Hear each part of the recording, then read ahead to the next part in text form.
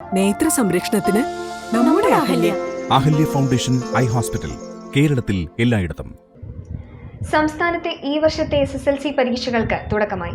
മൂവാറ്റുപുഴ വിദ്യാഭ്യാസ ജില്ലയിൽ 3648 കുട്ടികളാണ് SSLC പരീക്ഷ എഴുതുന്നത്.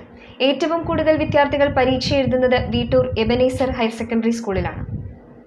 സംസ്ഥാനത്തെ ഈ വർഷത്തെ SSLC പരീക്ഷകൾക്ക് തുടക്കമായി.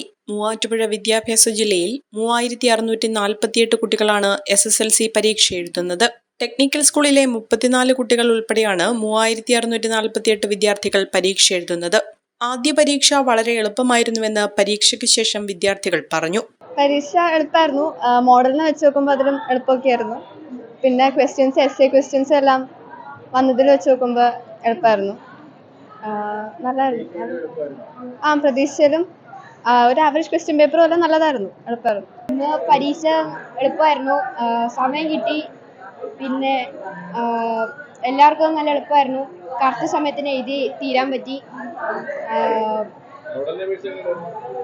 മോഡലിനേക്കാളും എളുപ്പമായിരുന്നു.